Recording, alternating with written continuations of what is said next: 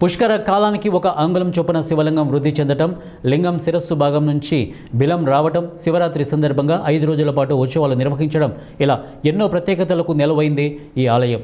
దేవదేవుడు అక్కడ శంభులింగేశ్వరుడిగా, భక్తుల సులభుడిగా పూజలు అందుకుంటున్నాడు. పంచభూతాలతో కలిసి ఉండే శివలింగాలు చాలా అరుదుగా ఉంటాయి. అందులో ఒకటి సూర్యాపేట జిల్లా మేళ్ల చెరువులోని ఇష్టకామేశ్వరి సమేత శ్రీ స్వయంభూ శంభులింగేశ్వర స్వామి ఆలయం. 12వ శతాబ్దంలోనే ఆలయ నిర్మాణానికి పునాది పడిందని స్థల పురాణం తెలియజేస్తోంది. పూర్వం ఈ ప్రాంతమంతా దట్టమైన అడవులతో ఉండేది. చుట్టుపక్కల గ్రామాలకు చెందినటువంటి పశువుల కాపరులు తమ ఆవులకు ఇక్కడికే మేతకు తీసుకొచ్చేవారు. వాటిని ఒకే చోట కట్టి ఉంచేందుకు ఒక కొట్టాన్ని కూడా ఏర్పాటు చేసుకున్నారు. ఆవుల మందులోని ఒక ఆవు రోజు కొట్టంలోనే గుండ్రాయి మీద పాలు అభిషేకిస్తూ ఉండటాన్ని గమనించినటువంటి కాపలాదారుడు పల్లె పెద్దలకు తెలియజేయాలని బయలుదేరాడు. ఆ రోజు రాత్రే పరమశివుడు పల్లె పెద్ద అయినటువంటి గంగనబోయిన మంగన్న బోయినలకు స్వప్నంలో సాక్షాత్కరించాడు. తాను పరమశివున్నని, కొట్టంలో గుండ్రాయి రూపంలో కొలువై ఉన్నానని చెప్పి తనకు ఆలయాన్ని నిర్మించమని ఆజ్ఞాపిస్తాడు. శివుడు ఆజ్ఞ ప్రకారం వారి తాహత్తుకు తగ్గట్టుగా ఒక చిన్న ఆలయాన్ని నిర్మించారు. 1311వ సంవత్సరానికి చెందినటువంటి కాకతీయ రాజైన ప్రతాపరుద్రుడు ఈ ఆలయాన్ని అభివృద్ధి చేసినట్లు ఆలయంలో ఉన్నటువంటి శాసనాల ద్వారా అర్థమవుతోంది. కాలక్రమేణా ఆలయం శిథిలావస్థకు చేరడంతో 1989లో జీర్ణోద్ధరణ చేపట్టారు.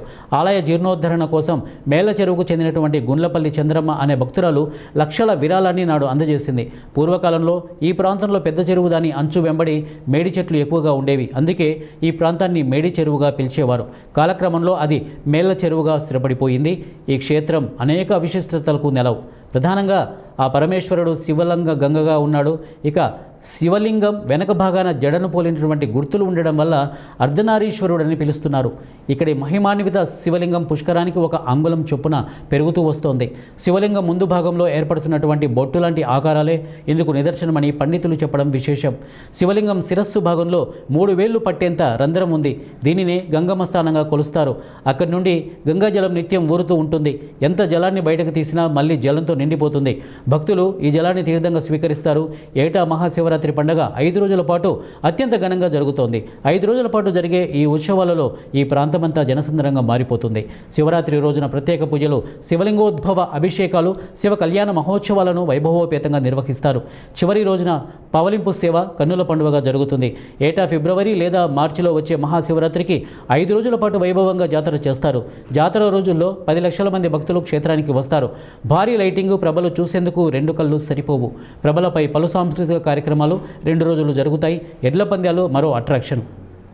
ఈ పందాలను చూసేందుకు, పందాల్లో పాల్గొనేందుకు 2 తెలుగు రాష్ట్రాల నుంచి ప్రజలు వస్తూ ఉంటారు. లక్షలాది మంది రైతులు వస్తారు. టన్నుల కొద్ది బరువు ఉండే భారీ రాతి స్తంభాలను ఎడ్లకు కట్టి పోటీలను నిర్వహించి గెలిచిన గిత్తల యజమానులకు లక్షల రూపాయల బహుమతులు ఇస్తారు. ఇక రంగస్థల కళాకారులు అలనాటి నాటకాలతో ఆకట్టుకుంటారు. ఈ పోటీలలో ప్రో కబడ్డీ పోటీలు అలరిస్తాయి. రాష్ట్ర క్రీడాకారులు పాల్గొని ఉత్సాహపరుస్తారు. 100 సంవత్సరాలు సుమారుగా బెత్తిరి పెరుగుతుంటాడు. ఫస్ట్ బొట్టు పెట్టారు, 100 సంవత్సరాల తర్వాత మళ్ళీ పెరిగారు. స్వామివారు 2వ బొట్టు పెట్టారు, మళ్ళీ 100 సంవత్సరాల సుమారుగా మళ్ళీ స్వామివారు లింగాకారం పెరిగింది, 3వ బొట్టు పెట్టారు. మళ్ళీ పెరిగారు స్వామివారు 100 సంవత్సరాల సుమారుగా 4వ బొట్టు పెట్టారు.